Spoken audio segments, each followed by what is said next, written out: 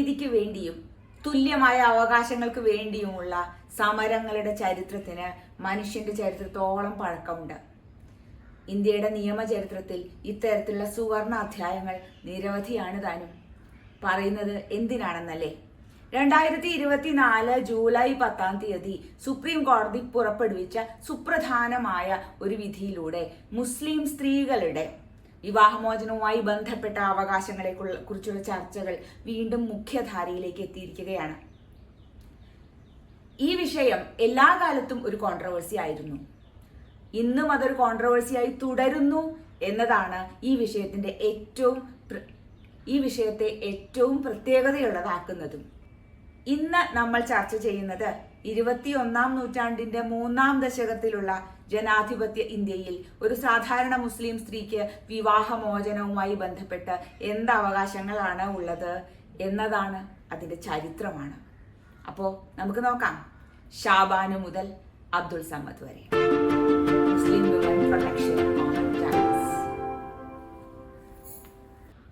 Abdul Samad versus state of Telangana എന്ന പേരുള്ള ഈ ലേറ്റസ്റ്റ് ആയിട്ടുള്ള സുപ്രീം കോടതി ഡിസിഷൻ മുസ്ലിം സ്ത്രീകൾക്ക് വിവാഹമോചനത്തിന് ശേഷം ഭർത്താവിൽ നിന്ന് മെയിൻ്റനൻസ് കിട്ടാൻ സെക്ഷൻ 125 CRPC പ്രകാരം അവകാശമുണ്ട് എന്ന് പ്രസ്താവിക്കുമ്പോൾ അത് പൂർണ്ണമായി മനസ്സിലാക്കാൻ നമുക്ക് അതിന്റെ പിറകിൽ വന്നിട്ടുള്ള മറ്റ് ഡിസിഷൻസിലേക്കും കൂടി പോവേണ്ടി വരും. അതിൽ ഏറ്റവും പ്രധാനമായിട്ടുള്ളത് ഷാബാനു കേസ് എന്ന് ഇന്ത്യയുടെ നിയമചരിത്രത്തിലും സാമൂഹിക ചരിത്രത്തിലും രാഷ്ട്രീയ ചരിത്രത്തിലും അറിയപ്പെടുന്ന വളരെ പ്രസിദ്ധമായിട്ടുള്ള മുഹമ്മദ് അഹമ്മദ് ഖാൻ വേഴ്സസ് തന്നെയാണ്. ഷാബാനു കേസ് എന്താണ് എന്നതിനെ കുറിച്ച് വിസ്തരിച്ച് ഞാൻ ഇതിനു മുമ്പ് ഒരു വീഡിയോ ചെയ്തിട്ടുണ്ടായിരുന്നു. അതുകൊണ്ട് ഈ വീഡിയോയിൽ അതിന്റെ കഥ ഒന്ന് ചുരുക്കി മാത്രമാണ് പറയുന്നത്. 1985 ഈ പ്രസിദ്ധമായ ഷാബാനു കേസ് നമ്മുടെ ശ്രദ്ധ പിടിച്ചു പറ്റുന്നത്. കാരണം 1985 ഈ വിധി പ്രസ്താവം സുപ്രീം കോടതിയിൽ നിന്ന് പുറത്തു വരുന്നത്. എന്നാൽ ഈ സംഭവങ്ങൾക്ക് കുറച്ചുകൂടി പഴക്കമുണ്ട്. ഷാബാനു ബീഗം എന്ന 62 വയസ്സായ മുസ്ലിം യുവതി, അതായത് 1932 അവർ വിവാഹം കഴിക്കുകയും MP-യിലെ കുറച്ച് പ്രസിദ്ധമായിട്ടുള്ള കുറച്ച് അത്യാവശ്യം സർവീസൊക്കെ ഉള്ള ഒരു ലോയറാണ് ഈ മുഹമ്മദ് അഹമ്മദ് ഖാൻ എന്ന ഷാബാനു ബീഗത്തിന്റെ ഭർത്താവ്. അവർക്ക് അതിൽ 5 മക്കളും ഉണ്ടായി. 62 വയസ്സായതിനു ശേഷം ഇവരുടെ ഭർത്താവ് ഒരു ദിവസം പെട്ടെന്ന് സ്വന്തം ഭാര്യയെ ഡൈവോഴ്സ് ചെയ്തു.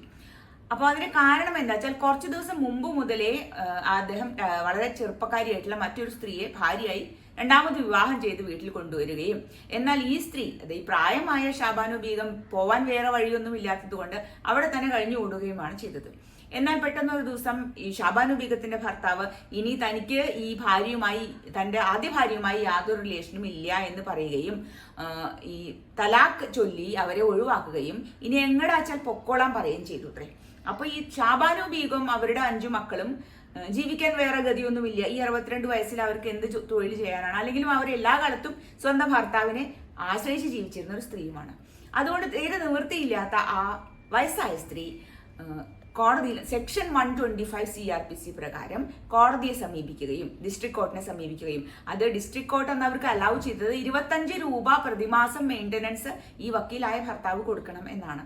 അത് കൊടുക്കാൻ തയ്യാറാവാതിരുന്ന ഭർത്താവ് അതിനെതിരെ ഹൈക്കോടതിയിലും പിന്നീട് ആ കേസ് സുപ്രീം കോടതിയിലും എത്തുകയുമാണ് ഉണ്ടായത്. 1985 സുപ്രീം കോടതിയിലെ ഭരണഘടനാ ബെഞ്ച് വളരെയധികം വിപ്ലവകരമായ കൃത്യതയുള്ള ഒരു ജഡ്ജ്മെന്റിലൂടെ സാധാരണ സ്ത്രീകൾക്ക് ഏത് അവകാശങ്ങളുണ്ടോ ആ സെക്ഷൻ 125 പ്രകാരം അതേ അവകാശങ്ങൾ മുസ്ലിം സ്ത്രീകൾക്കും ഉണ്ട് എന്ന് പ്രസ്താവിക്കുകയും ചെയ്തു.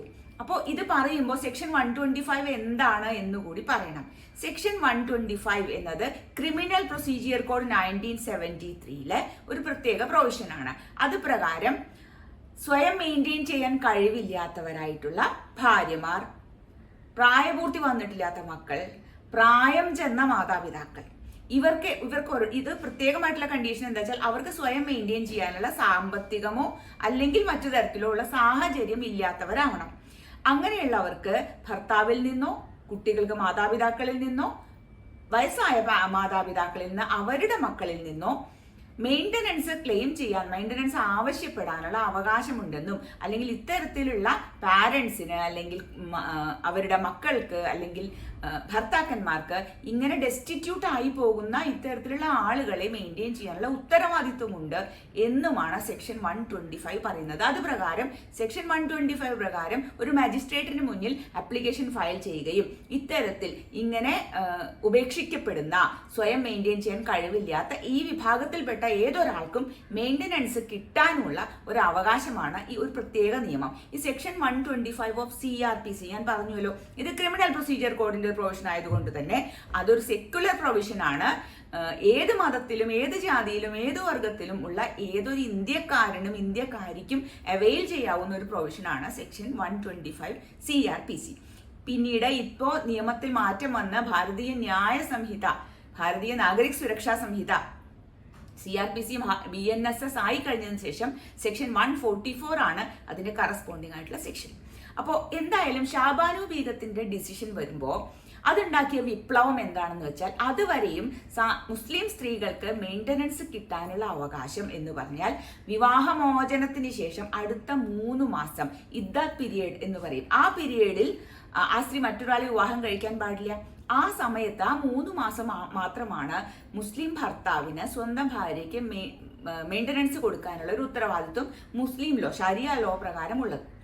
എന്നാൽ ഈ സമയത്തിന് ശേഷവും ആ സ്ത്രീക്ക് സ്വയം മെയിൻറ്റെയിൻ ചെയ്യാൻ കഴിവില്ലെങ്കിൽ ആ സ്ത്രീക്ക് മെയിൻ്റനൻസ് കൊടുക്കാനുള്ള ഉത്തരവാദിത്വം അൺടിൽ ഷീ റീമാരീസ് ആ ഭർത്താവിനാണ് എന്ന് സെക്ഷൻ 125 പറയുന്നുണ്ട്. അപ്പോൾ ഈ പ്രൊവിഷൻ വഴിയുള്ള എല്ലാ ആനുകൂല്യങ്ങളും ഇന്ത്യയിലെ മറ്റേതൊരു സ്ത്രീക്കും ലഭിക്കുമെങ്കിൽ അത് മുസ്ലിം സ്ത്രീക്കും ലഭിക്കും എന്ന തരത്തിലുള്ള ഈ വിധി പ്രസ്താവം ചെറിയ ചലനങ്ങളൊന്നുമല്ല അന്നുണ്ടാക്കിയത്. ഇന്ത്യയിൽ അങ്ങോളം ഇങ്ങോളം സ്ഥാപിത താല്പര്യക്കാരായ ഓർത്തഡോക്സ് ആയിട്ടുള്ള മുസ്ലിം ക്ലറിക്സ് ഇതിനെ വളരെ സീരിയസ് ആയിട്ട് കാണുകയും മുസ്ലിം പേഴ്സണൽ ലോയ്ക്ക് നേരെയുള്ള ഒരു ആക്രമണമായിട്ട് ഇതിനെ വ്യാഖ്യാനിക്കുകയും ചെയ്തു. പലതരത്തിലുമുള്ള പ്രഷറുകൾ, പ്രത്യേകിച്ചും അന്ന് പ്രധാനമന്ത്രിയായിരുന്ന, മൃഗീയ ഭൂരിപക്ഷം എൻജോയ് ചെയ്തിരുന്ന രാജീവ് ഗാന്ധി മിനിസ്ട്രിയിൽ ഇത് ഒരുതരം പ്രഷർ ഉണ്ടാക്കി എന്ന് ഇന്ന് ഇത്രയും വർഷങ്ങൾക്ക് ശേഷം വായിക്കുമ്പോൾ എനിക്കും നിങ്ങൾക്കും അത്ഭുതം തോന്നാം. എന്നാൽ അന്ന് രാജീവ് ഗാന്ധി കൺവിൻസ്ഡ് ആയി, അതായത് ഈ മുസ്ലിം മതപുരോഹിതന്മാരെ വേണ്ട പോലെ തൃപ്തിപ്പെടുത്തിയില്ലെങ്കിൽ ഇനി വരുന്ന ഇലക്ഷനുകളിൽ വോട്ട് കിട്ടില്ല എന്നും പാർട്ടി താഴെ വീണു പോകും എന്നും രാജീവ് ഗാന്ധി തെറ്റിദ്ധരിക്കപ്പെട്ടു എന്നാണ് പറയുന്നത്. എന്ത് തന്നെ ആയാലും ഈ മതപൗരോഹിത്യത്വത്തെ തൃപ്തിപ്പെടുത്താൻ വേണ്ടി 1986 Muslim women protection on divorce act 1986 പാസ്സാക്കുകയുണ്ടായി. കൃത്യമായിട്ടുള്ള അതിന്റെ ഒബ്ജക്റ്റീവ്സിൽ തന്നെ പറയുന്ന രീതിയിൽ ഷാബാനു കേസിൽ ഉണ്ടാക്കിയ ഒരു ബെനവലന്റ് ആയിട്ടുള്ള ഒരു പ്രൊവിഷനെ, ബെനവലന്റ് ആയിട്ടുള്ള ഒരു പ്രൊട്ടക്ഷനെ മറികടക്കാൻ വേണ്ടി തന്നെയാണ് ഈ ആക്ട് ഉണ്ടാക്കിയത്. ആ ആക്ടിലെ സെക്ഷൻ 3, 4, 5 എന്നീ സെക്ഷൻസ് പ്രകാരം, അതായത് സെക്ഷൻ 3 പറയുന്നത് മുസ്ലിങ്ങളായിട്ടുള്ള ഭാര്യമാർ, ആ സ്ത്രീ മുസ്ലിം ആണെങ്കിൽ അവർക്ക് ഡ്യൂറിങ് ദ ഇദ്ദ പീരീഡ്, അതായത് ഞാൻ പറഞ്ഞല്ലോ ഇദ്ദ പീരീഡ് എന്നത് വിവാഹമോചനത്തിന് ശേഷം കമ്പൽസറി ആയിട്ട് ഒബ്സർവ് ചെയ്യേണ്ട ഒരു പെർട്ടിക്കുലർ പീരീഡ് ആണ്. ആ സമയത്ത് ആ സ്ത്രീ മറ്റൊരാളെ വിവാഹം കഴിക്കാനും പാടില്ല. ആ 3 മാസം വിത്തിൻ ഇദ്ദ പീരീഡ് എന്നാണ് പറയുന്നത്. ഈ ഭർത്താവിന് ഇവർക്ക് ഫെയർ ആൻഡ് റീസണബിൾ ആയിട്ടുള്ള മെയിൻ്റനൻസ് കൊടുക്കാനുള്ള ഉത്തരവാദിത്തമുണ്ട്.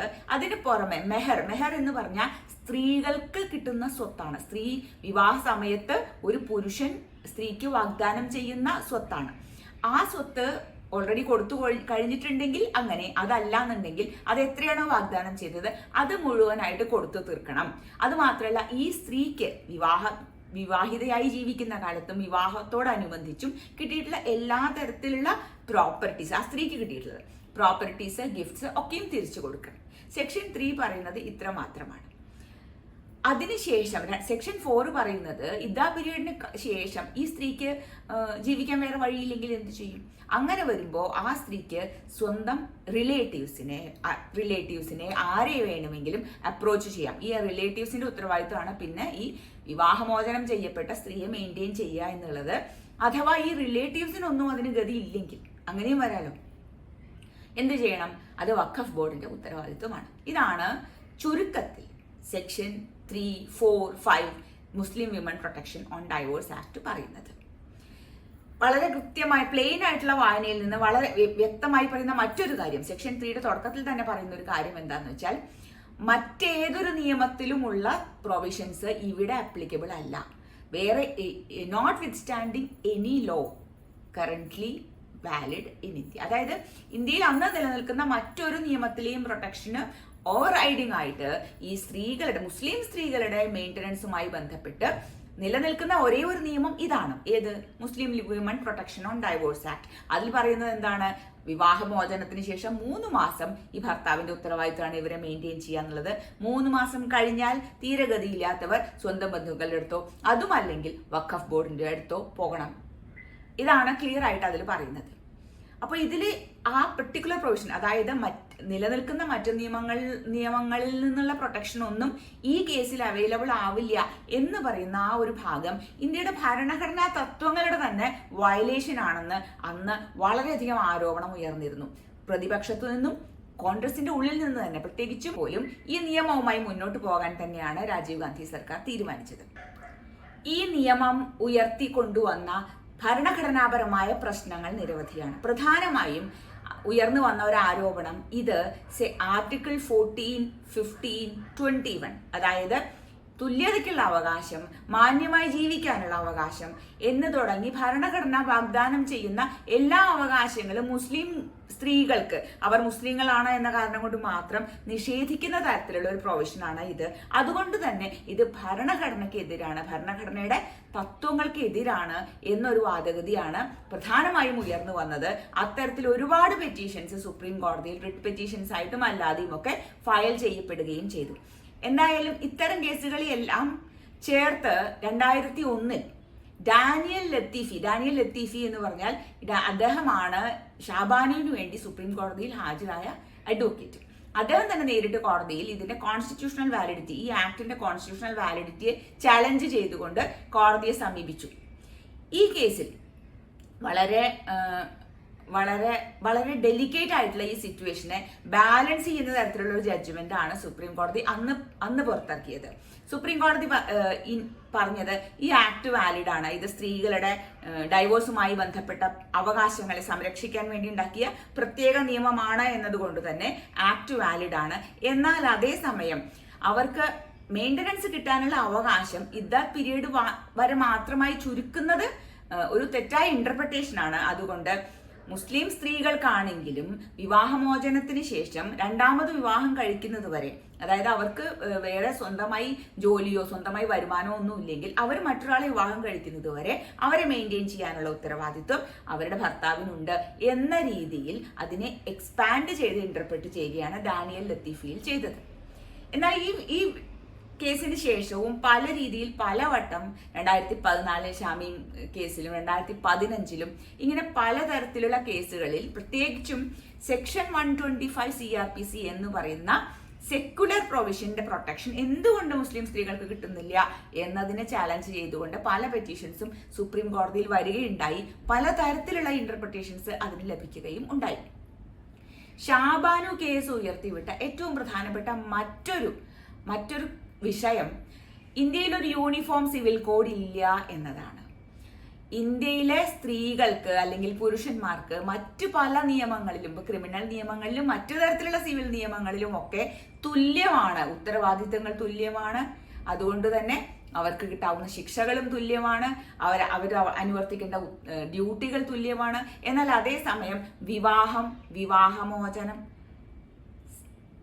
അതേസമയം marriage, divorce, succession, inheritance, maintenance തുടങ്ങിയ കാര്യങ്ങളിൽ ഈ അവകാശങ്ങൾ തീരുമാനിക്കുന്നത് ആ വ്യക്തി മുസ്ലിമാണോ, ഹിന്ദുവാണോ, ജൈനാണോ, ബുദ്ധനാണോ, പാഴ്സിയാണോ എന്നൊക്കെ ആലോചിച്ചതിന് ശേഷമാണ്, അതായത് ഇവരുടെ ഓരോരുത്തരുടെയും പേഴ്സണൽ ലോസ് അനുസരിച്ച് തീർത്തും വ്യത്യസ്തമായ നിയമങ്ങളിലൂടെ വ്യത്യസ്തമായ പ്രൊട്ടക്ഷനിലൂടെയാണ് ഓരോരുത്തരും കടന്നു പോകേണ്ടത് എന്നത് ഇരുത്തി ചിന്തിപ്പിക്കേണ്ട ഒരു കാര്യമാണ്. അത് എല്ലാ കാലത്തും അത് അങ്ങനെയായിരുന്നു താനും.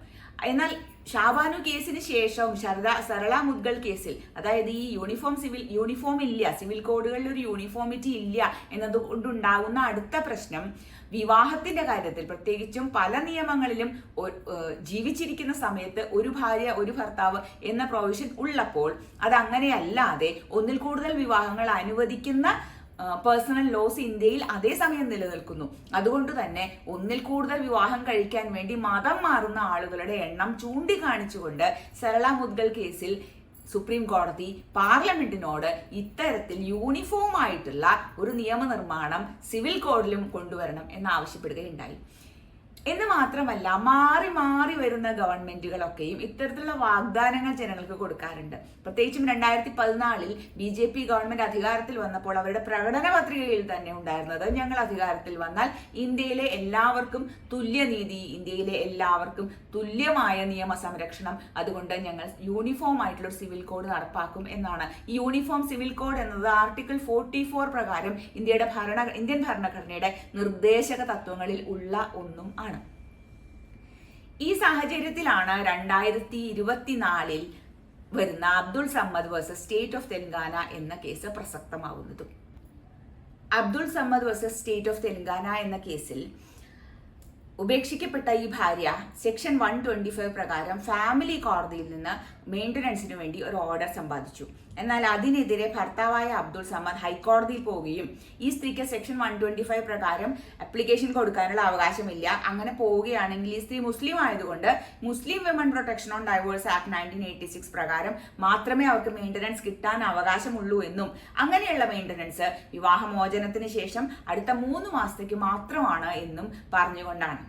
എന്നാൽ തെലങ്കാന ഹൈക്കോടതി പുറപ്പെടുവിച്ച ഓർഡർ പ്രകാരം പറഞ്ഞത് സെക്ഷൻ 125 CRPC എന്നത് ഒരു സെക്യുലർ പ്രൊവിഷൻ ആണ്, അത് ഏതൊരാൾക്കും ഉള്ള പ്രൊട്ടക്ഷൻ ആണ്.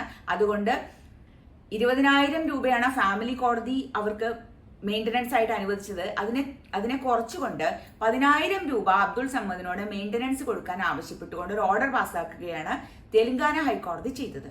ഇതിനെതിരെയാണ് അബ്ദുൾ സമദ് സുപ്രീം കോടതിയെ സമീപിക്കുന്നത്.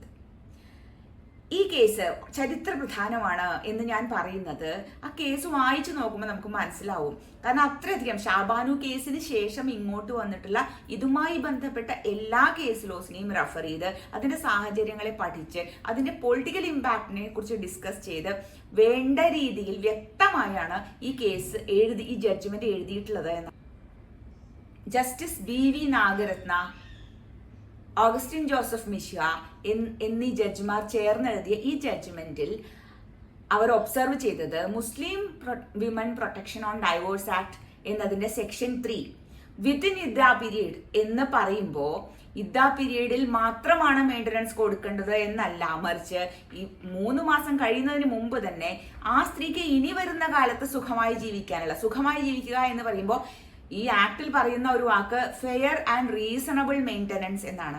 ഈ ഫെയർ ആൻഡ് റീസണബിൾ മെയിൻ്റനൻസ് എന്ന് പറയുമ്പോൾ ആ സ്ത്രീക്ക് താമസിക്കാൻ ഒരു വീടുണ്ടാവണം, കഴിക്കാൻ വേണ്ട ഭക്ഷണം ഉണ്ടാവണം, ധരിക്കാൻ വേണ്ട വസ്ത്രങ്ങൾ ഉണ്ടാവണം. ഇപ്പൊ ആർട്ടിക്കിൾ 21 പറയുന്ന right to live with dignity എന്നതിനെ സ്വാംശീകരിക്കുന്ന രീതിയിലുള്ള ജീവിതം ഉറപ്പുവരുത്തുന്ന രീതിയിൽ ഈ വിത്തിൻ ഇദ്ദ പീരീഡ്, അതായത് 3 മാസത്തിൽ തന്നെ ഭർത്താവ് ഭാര്യയ്ക്ക് വേണ്ടത്ര പ്രൊവിഷൻസ് കൊടുക്കണം. അങ്ങനെയാണെങ്കിൽ പിന്നെ വരുന്ന എല്ലാ മാസവും കൊടുക്കണം എന്ന് നിർബന്ധമില്ല എന്നാണ് ഇത് ഇന്റർപ്രറ്റ് ചെയ്തത്.